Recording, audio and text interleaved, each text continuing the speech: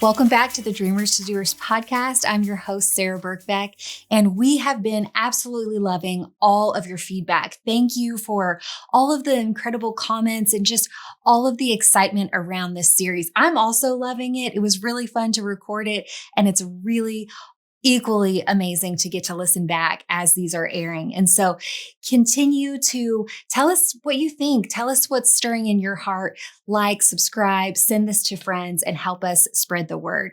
This particular episode, guys, it's actually so near and dear to my own people-pleasing heart. I just gained so much through our conversation. So join me as we talk about what it looks like to live from a place of love rather than for it. Join me as I conversate with my friends Taylor Angelo, Jeffie Jones, and my mentor, Pastor Colleen Rouse, as we unpack this incredible subject. Welcome back to the Dreamers to Doers podcast. I am here with a new group of friends and really excited. This is just a new thing for us. This is a new thing for some of us, even being on the podcast. Probably the first time, I think. Yeah. Right? Yeah. First time. I'm a podcast listener, not a podcaster. But today I'm a podcaster. You're a podcaster.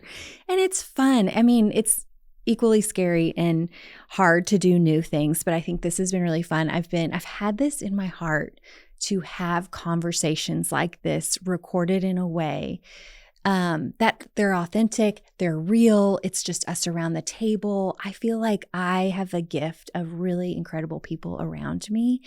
And it's not to just put that on display, but it's to help other people listen in and say, I want that too for my life. And you can have that for your life. And I hope that we're displaying what it looks like to have real, authentic conversations with people who love, see, and know you, can be vulnerable, but that it not just stop there, that it propel those listening to go and find their people to have these same conversations with. And I really believe that in this culture right now, conversations is where a lot of change is going to happen. This is where discipleship kicks off. Like, this is where it's at. So I am most excited to have this conversation with you three today. And we're talking about something that is near and dear to my own personal heart. And it's living loved, and it's breaking free from performance and people pleasing. I am still in the process, but I'm excited to unpack this more with you gals and just see where we go with this. Taylor, you want to kick us off, girl? Oh, it would be such a pleasure. I think this really is such an important conversation to have, especially in light of this podcast and even the name of this podcast, Dreamers to Doers, because that assumes that we have an active role. We're doing something, hopefully for the kingdom and with biblical ambition. But goodness, the idea that we operate from love and not for love is really so deep and such a longstanding pattern in my life personally. I mean, I remember as a young child, the approval I would see in my parents' eyes when I made my bed and yearning for more of that from them, and then from my teachers at school when I made good grades. Into high school when I could be a straight A student, honor roll, National Honor Society, have all these accolades and just a letter jacket literally filled with all of these bars and letters on display showing all of my achievements.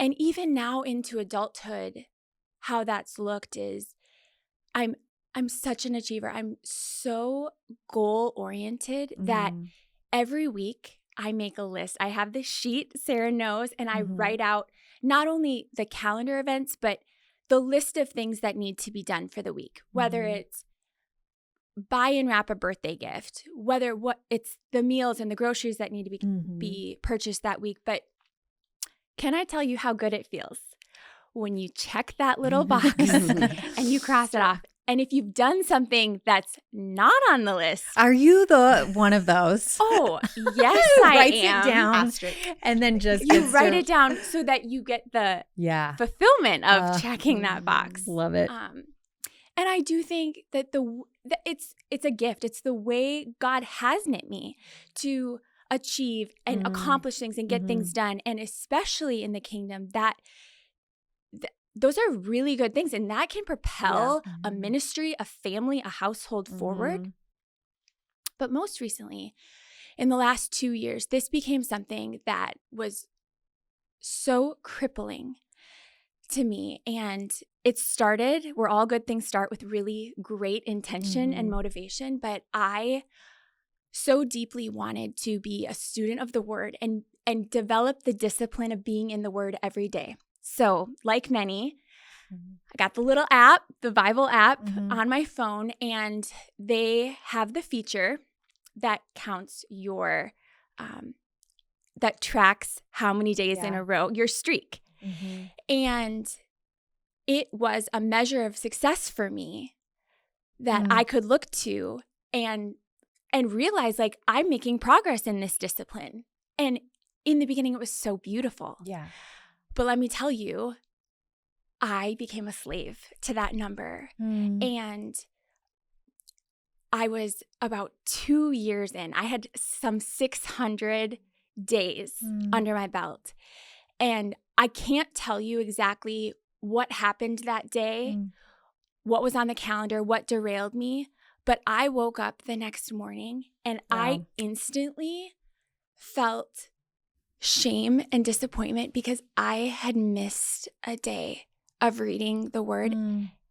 But I think more than anything, I was disappointed because the streak started over. And the record of what I had personally achieved was no longer visible. And that may sound really silly to some people. And I hope it does, because you're not enslaved to that like I was.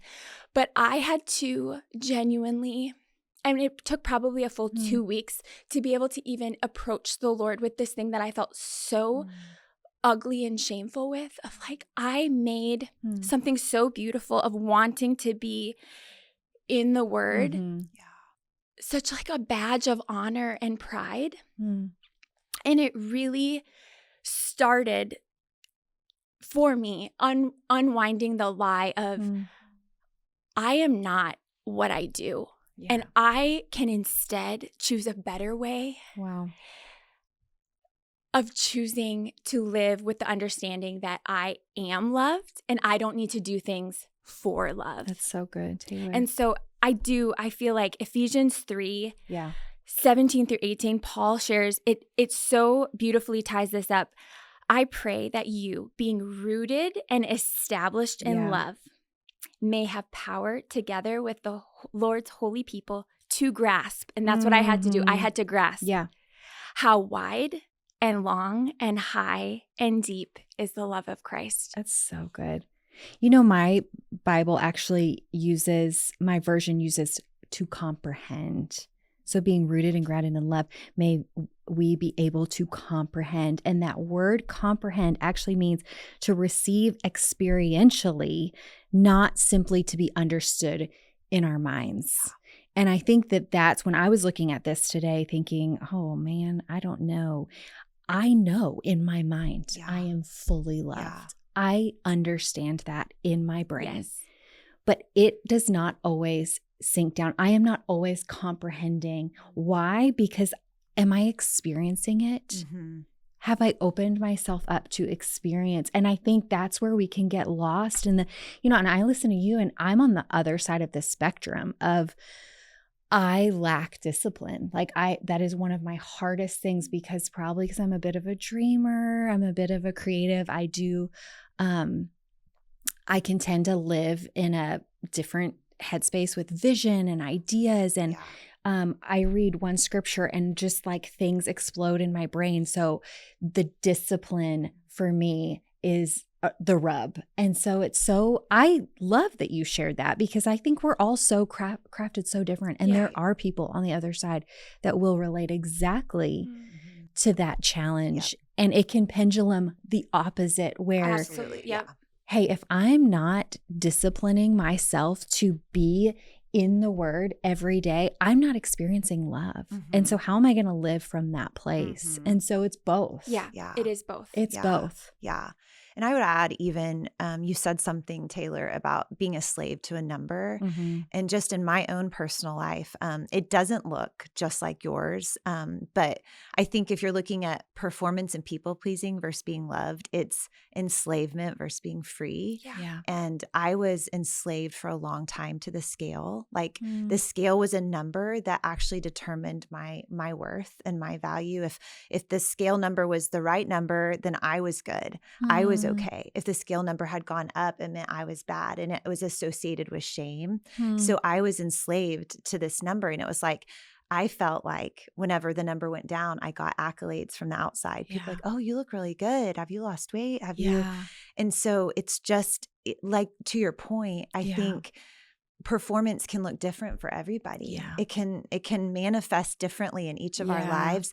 But I think what we have to look at is the root of, am I enslaved to something? That's so good. Versus, am I free? And I think we'll know we're free. Yeah. And I think some of us live like 80% free. And in all transparency, I don't think I'm fully free yet. But I know that Christ has paid for my freedom, and I want more freedom in that area. So I just love that you said, slave to a number, because I think it can look different. It can look different on who we for are everyone. and what we've experienced. Well, I love your transparency about the whole eating disorder thing, because this was also in my life. Wow. And I will tell you that in my early 20s, this whole thing and the way an eating disorder presents itself that enslaves us is it convinces us that it is our friend.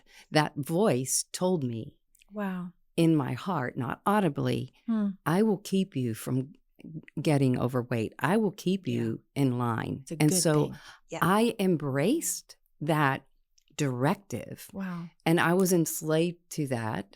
And, so until the truth set me free. And I think you talk about this word experience, and that helps us to uncover, why is this so hard? Why is this so hard for us? And I think it has to do with the previous experience. A lot of us know what it's like to grow up unloved, or to grow up with love that is imperfect and not of a pure motive. And so this is what we're familiar with. This is what we move with. And we tend to allow the things that we are familiar with to remain in our life. And so it has to be confronted. And so then the understanding of God's perfect love is so foreign to us initially. And then you talk about shame. Shame is that barrier. It's like it's kind of like when we want to when we want to preserve something, we put saran wrap on it and stick it in the refrigerator, because the saran wrap is, even though it's a thin veil, it will prevent. And so shame is like that saran wrap over our thinking that prevents the truth from coming in. So how do we break through? We don't wait to be rescued. We say, I choose life. I let go of my perception of love, and I choose your love. I mean, there was a time in my life, because I grew up with parents who were very well-meaning, but were very critical. And so they wanted me to have all of the accolades. They wanted me to achieve well. And so the things that were pointed out to me were my failures. And so, but that's what a spirit of religion does. It always points out your shortcomings. So they were speaking from the place they were trapped in. You've told me something about the spirit of religion, and it'll leave you with, what is this? It'll leave you with nothing, and you have no power. It does. It strips you from that, right? You will never. The spirit. It's like a black hole. You can never please it. So you will. You're on like the gerbil on the wheel, right? You're going and going. You're trying to. So you go after the accolades because you want to get out of the black hole, but it won't allow you. So it's a mindset thing, right? And so understanding that I had to sit at times with the Lord so I'm reading the word where he says he loves me. And I would hear people say, you know, the Lord told me this and the Lord told me that. And I'd be like angry and feeling left out, like that's not happening for me.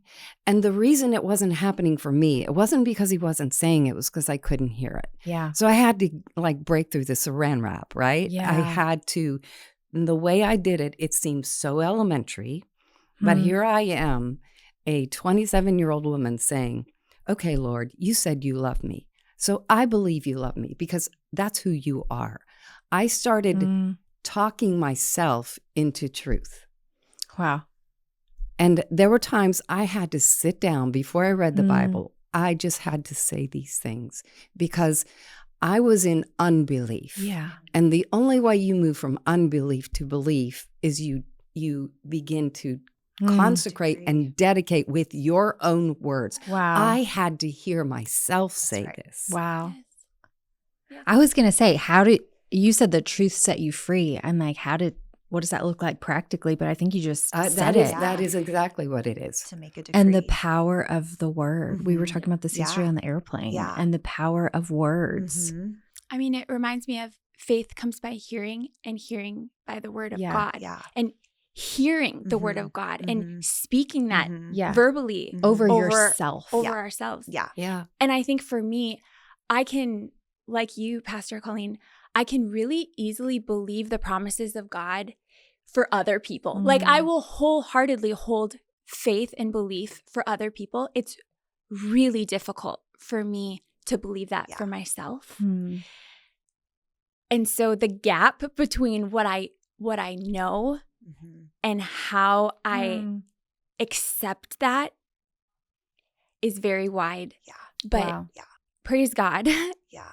for Jesus and Yeah. just his patience and grace to walk with us and make that gap less wide. And would you say it's like a religious spirit that we're essentially operating under? Absolutely. And I think that word I was looking for, you had said this to me one time and it struck me. And it was about, it gives you all of the blame, but none of the power. That's exactly right. That's what you told me. And it kind of reminds me of even we see in Genesis 3, like the enemy was more subtle than any of the other creatures. Yeah. I mean, I think other translations say he was more crafty. Yeah. But religion is very subtle and it can look really beautiful on the outside, but it offers you nothing. And it really makes you question, did God really say that? Yeah. Did God really, can it be that good? Does he really love you that much? And then, I mean, obviously we know Adam and Eve covered. They immediately went from shame, immediately hid from his presence. And that's what religion does. We really don't encounter his presence in religion. We hide behind good deeds or things that look like they check the box, you know, but they're not really life. And it's interesting in all of the stories, personal stories, it's the accolade that keeps us going. That's right. The external accolade that's keeping us going in that space. So how do we like change that for our kids? Yeah. Because I think, you know, I've heard like, oh, make sure you're talking to their identity versus talking to what they do. But I'm also trying to steward their behavior. Yeah. And if they're naughty, I have to help them. Yeah. You know, so there too, is like so we have 3 kids and 2 of our kids have special needs. And I remember thinking, like before I even had kids, like I'm going to be a good mom. Like people had told me that, like you're going to be a really good mom. Like, and so that was another accolade, another piece of the performance of like, I will be good just in my own striving to be good. And so when I had our firstborn and I didn't feel like I connected and felt like as strong in that area, how that shame piece came again of like, maybe I did something wrong. Maybe it's about me. And it's, again, going back to the voice inside, the self-critic can be so loud for you. And so anyway, even with raising kids, I think I've learned like it's all for him. It's all unto the Lord and not how I can perform or be good enough. Yeah. And isn't shame the culprit here? Because it's what causes us to rise up and want to defend ourselves or prove it wrong. So that is not, that kind of relationship with shame is going to keep it in place. How do we dislodge shame with truth? That's a great question. Yeah. And it's interesting. Dr. Caroline Leaf talks about this in how our mind works, where the thoughts that we have, and the Bible talks about the power of our thoughts, actually form physical structures in the brain. Mm-hmm. And she does a comparison between negative thoughts, which are looking like this black, squiggly tree, and positive thoughts, life-giving thoughts, it's actually green. Yeah. And so how do you get rid of the negative tree? You can't dislodge it in any other way than overcoming it with truth. Yeah. So, and isn't this what the Bible says? You know, you overcome it with truth. And so in our pursuit of truth, it's not just for head knowledge's sake. It's for life-changing. I want to be changed in every fiber of my being with your truth. And I adopt how you feel about me versus how I feel about me. Yeah. This is what will help us to move from this performance-driven thing, okay? Because, and this is my mantra, you've heard me say this, when I think about how I'm going to serve, when I walk into a room, when I show up at work, what I'm thinking in the back of my mind is this: I have nothing to prove, but I have everything to give. And the Lord gave me that understanding in my early 20s when I was in sales and I was calling on CEOs, CFOs, and these people that were way above my pay grade and trying to land the deal. And it was such an intimidating environment, especially as a woman. Most of them were men. Like, how do I wanted to like bow up and be better than a man. And the Spirit of God said, stop. He said, I didn't call you to abdicate your role as a woman. You are the feminine expression of Jesus in the earth. Go and find out what that means. I love it. Yeah. And so in the process, I thought, okay, I can continue to just try to compete in this area, or I can come in with this understanding, I don't have to prove myself to you, but I'm going to find a way to serve you. Yeah. And what I love about that mantra that he gave me is that it is complete. He didn't stop at, I have nothing to prove, because then that's all about me and I sound like the boss bay attitude. Okay. But I have everything to give. Yeah. And I will use wisdom how and where I give it. But that gives me the apron mentality. That introduces servant leadership into the way that I operate when I show up. And so that's cool thing about it is it helps you identify the right opportunities. If you are at least willing to serve, you're not doing it for the sake of performance. You want it to be purely from a standpoint of how can I help? How can I add value? And when you think that way, it just frees you up to be creative, to not miss your opportunities, and not to feel obligated to everybody and everyone. That's so cool you bring that up, because I'm reading this book right now about David and about how when David perceived he was king, and he noted in this book, I thought this was so awesome, and it's to your point, that when David was going to serve his brothers lunch is when he came to fight Goliath. And it was in his heart to serve that the Israelite army all saw David really is going to be king, because it's when he defeated Goliath.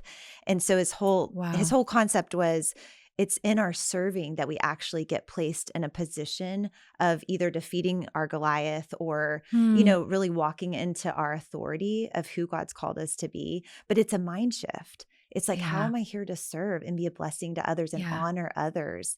And I just think that was such a good point of, And we were just on the last episode talking about self and self-promotion and ambition. And I think this all like weaves back in, because you told me that line right before I was getting up to speak at Refresh, 23 or something, when you were there with us. And, it's a room full of maybe 200 women, and it's easy to just make it about you.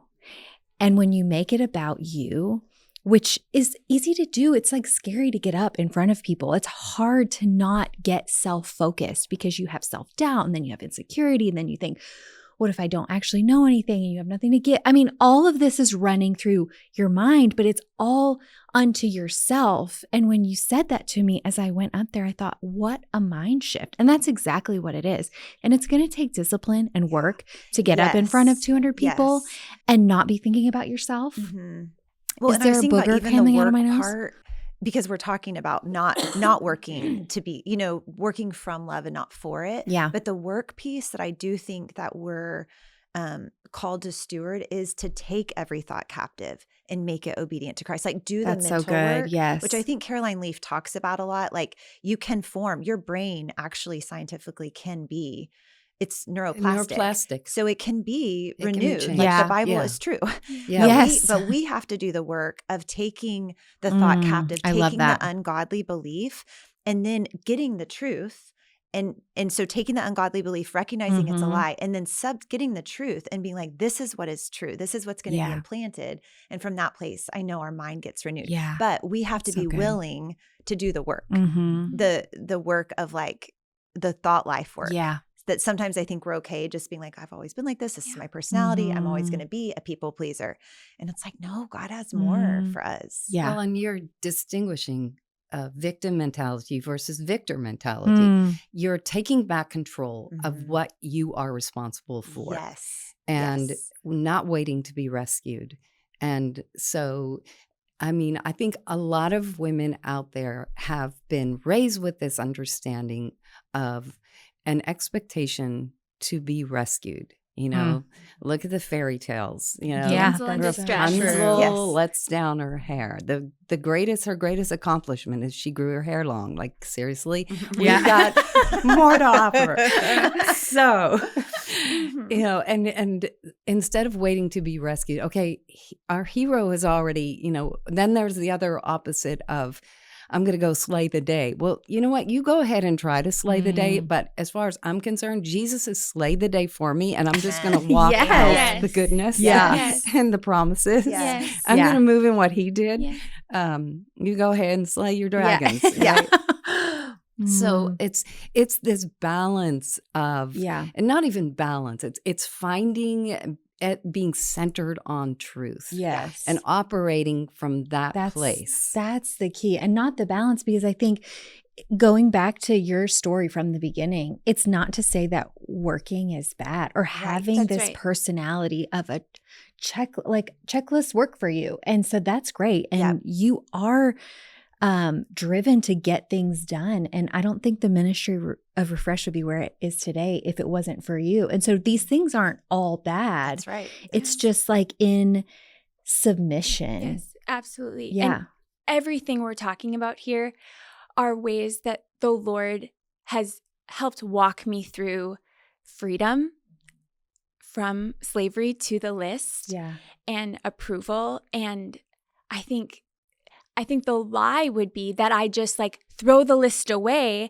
and let the pendulum swing the complete opposite way. And then live there's in like the love of the Lord today. There's no structure. There's no order. But truly, so much freedom for me has happened.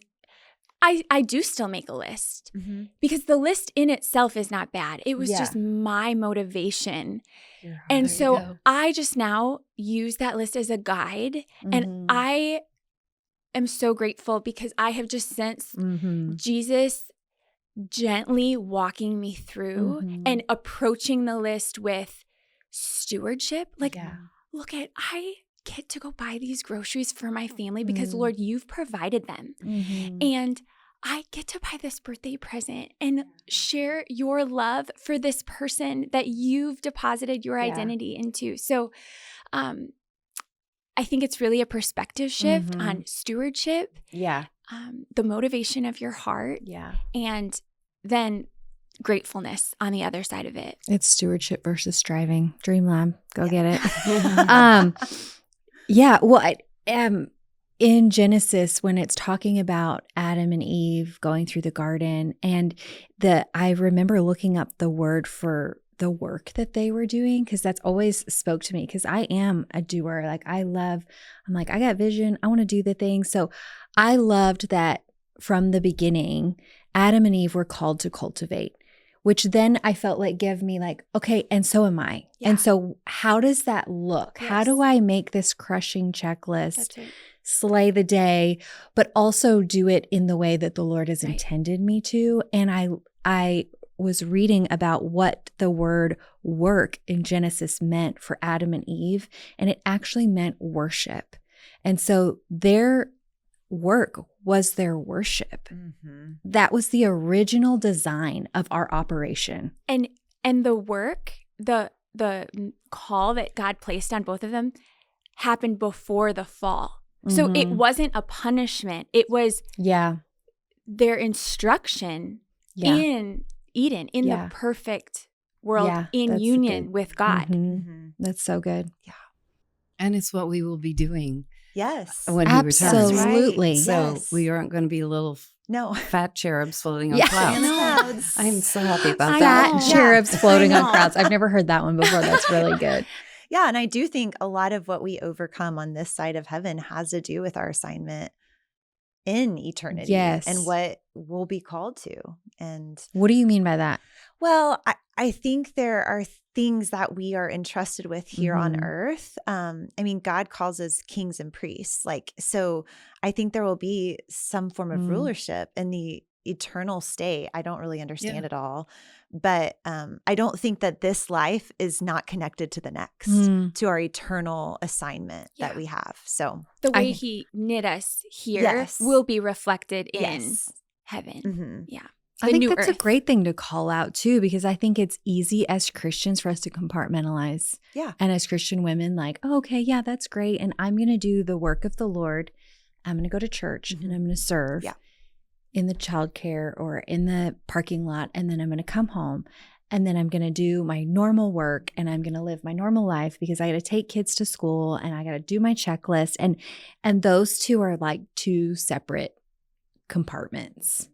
And so I love this conversation of actually this is the life of a Christian is meant to be lived fully submitted, where our work every day is unto him and it's actually our worship to him too. Yeah. It's beautiful. And when we talk about consecrating and dedicating it to him, which the Bible encourages us to do, it changes our understanding of the importance of everything. Yeah. You know, the mundane things of life. And for us as women, sometimes in our society, which really relegates the stay-at-home mom as someone who's foolish and missing her moment, that we don't miss out on the understanding of this precious child in front of us, this opportunity, you know, and we're looking at the opportunity versus the outcome. Yeah. So there are others out there who are killing it. They're in their profession. They're climbing the ladder, and we get to see all of the outcomes. Yeah. And it's unfair to compare the outcome, the fun things they get to do, the way they get to dress, with the opportunity in front of us in the form of this child. Wow. Because we don't see the fruit of our parenting yet. But we can, with the eyes of faith, look into the future and say, the legacy that I'm going to create is more important to me right now in this season as my child is young, that the majority of what I'm doing is focusing on this child, then I will see the outcome later on. And that's where faith comes into play. That's right. And so it removes the sense of striving and comparison and the debate, you know, because this is a topic that women debate at the tables, those who are professionals and those who are stay-at-home moms, and can be pitted against each other because of what society says. Yeah. But I think you have to move from a place, and goes back to being fully loved, right? That realization of that I'm doing whatever it is I'm doing, whether I am, you know, in the C-suite or I am in the nursery, wherever I am, I'm fully present, knowing this is my assignment. Yes. I'm committed to this, and I am going to see to it that I enjoy it. Yeah. I'm not going to allow anyone or anything outside of the Lord to steal my joy.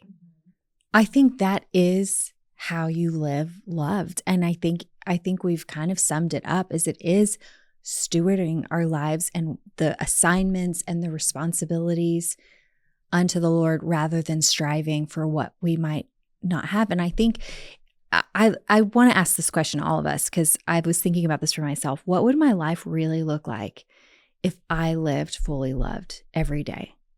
Because again, when I was looking at these notes, even this morning, I was thinking about this. I'm like, yeah, in my brain, this all makes a lot of sense. But am I really, is this really getting in my spirit? Am I living from this place fully? And like you said, I mean, maybe we're like walking around 80% free. I had this vision one year before Refresh of women in, like, it's like seeing someone in a bird cage and the cage doors open, but we're not willing to fly out. And man, what would it look like for me every day? And I took that like micro, really. Yeah. What is this going to look like for me? And it is me being fully present, because I wrestle a lot with both of those things. I think starting a ministry while my children were young. I mean, I started when Asher was a baby. And so I'm on my 4th kid and she's just now going to kindergarten. And so I've had this ministry kind of cranking in the background for all 4 of my children, nursing them, working on content, like just both at the same time. And all these years I have battled with, I should not do any of it because I need to focus solely here, and my time will come when they're older and I'll pick it back up. Or this burning of knowing this is what God's called me to right now. And I'm actually made to talk to the women in my same season, that you're made for more, even if you're in the season of nursing kids. And so I have wrestled with this for a long time. And I think it does full circle come back to, am I stewarding what I sense the Lord saying today? And my today is going to look different every day. And so going back to what I was thinking about this morning of what will my actual day look like if I live fully loved, it's all going to look different every day. Because one day it's going to be me sitting at home with Adeline because she's sick and I can't go to the 5 meetings that I had scheduled and I've got to cancel it all. And that's my day. And that's okay. And I'm going to steward that moment and be okay with it and not stress about what tomorrow's going to bring when everything's crumbling and falling apart. So I'd love to know what you feel like your daily life would look like if you fully operated living loved. Yeah. When you were talking about just the distinction between like doing full-time or doing ministry while your kids were young, I was thinking like what drives what we do. So if the motivator is love versus fear, because if it's me fearing, my husband will be upset if I don't do this, or can my daily life look like, Holy Spirit, what am I supposed to do today? What do you have for this day? So I'm not fully there yet where I feel like, I'm totally confident that my day, like I live totally loved. But I would tell you the distinction is the peace.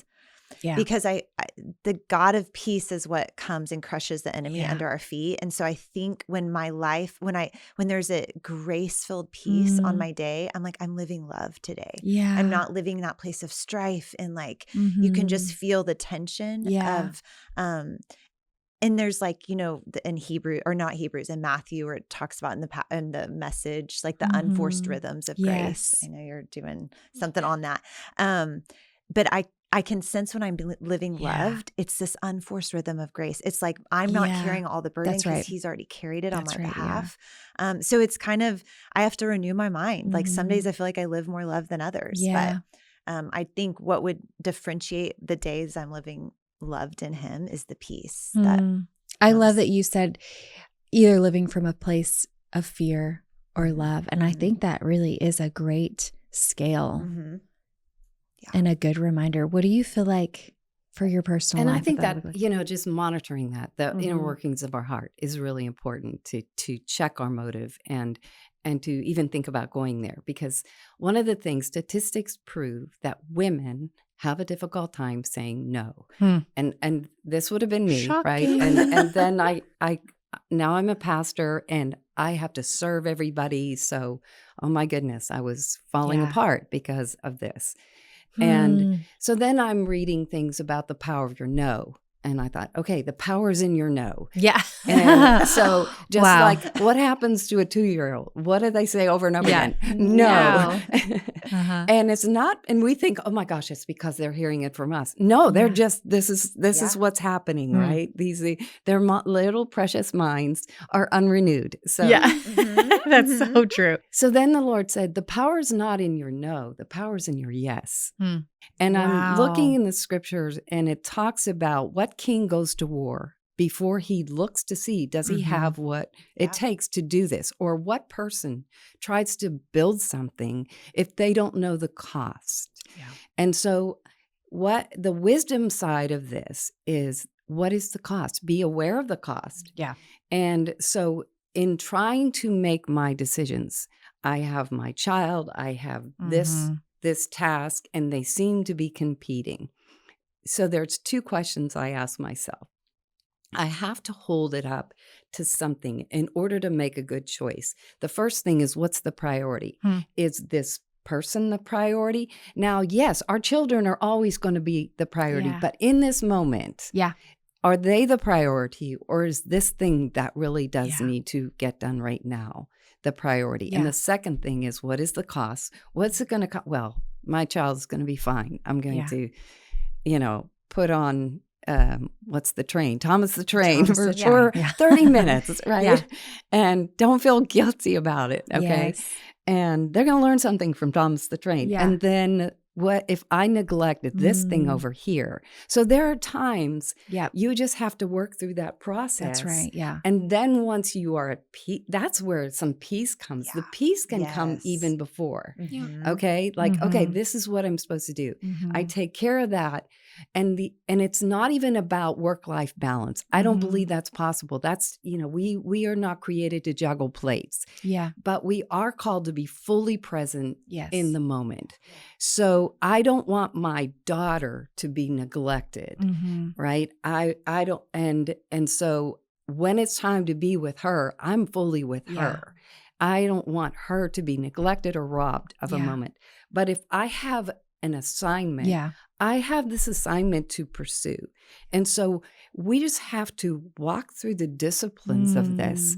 So that to me is what it means to be working from being fully loved. Yeah. Because then I have love to give. That's right. If I've received it, if I'm rooted in it, then it's going to steady me. Yeah. It's going to help center me. Yeah. And then I'm going to have joy. Yeah. And because the fruit of the spirit of love is joy. Yeah. That's one of it, right? Yeah. So that's kind of like how I learned to navigate all of the things that are on our plate. And I mean, more than your daughter watching Thomas and learning something from Thomas, you know what else it does? And this is the thing the Lord has shown me as I've continued to say yes and not lay everything down just to focus on them solely, is they learned to not be self-centered. And they learned that there is something beyond them that mom is a part of, that they can be a part of. And my world is not going to fully revolve around every need they have. But when it's time, it is the conviction to be disciplined, to be all in when it is time. To focus on them and to have time with them. And that's where the discipline piece comes in, of like getting your guards up and your barriers of knowing when it's time to put the whole focus. Because it's easy to it's easy to do everything halfway and then the piece is gone. Something I've really been reminding myself as of late is to just simply be where my feet are. And so often I'm thinking about what needs to be done that afternoon or the next day or the next week when I'm not being present and I'm not stewarding the moment in front of me, even if that's folding clothes or making my kids lunches, because my mind is a million miles away. Yeah. And I feel guilty when I'm making those lunches that I'm not answering emails but the truth is, with healthy discipline, I can do both, and I can do both well, and I can be present and okay that what I'm doing in this moment is right and it's enough. It's because enough. I'll get to the emails Yes. later when that moment presents Yeah. itself. I think you've summed it all up with when I can enter healthy discipline and know that it's enough. Yeah.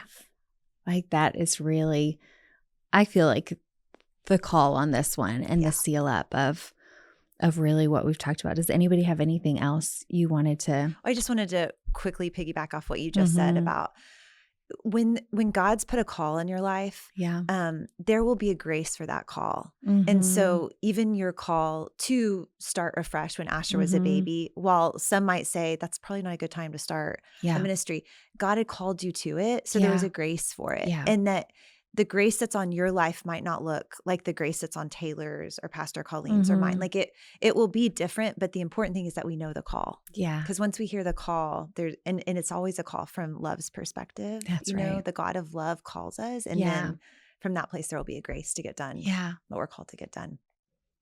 And the beautiful thing is he is love. Yeah. And so this, how do we experience this so that we can operate from this place? It's like we're just essentially welcoming him in the room. Yeah, that's right. And we love because he first loved us. Right. Yeah. So it's just a response. So good. Well, I'm walking out of here feeling really good because this was just feeling very loved, actually. I'm feeling filled up. So thank you guys for diving into this and unpacking it. It's really, honestly, I feel blessed, and I feel like just perspective shifts have even happened just right here at this table. So, awesome. Okay, until next time.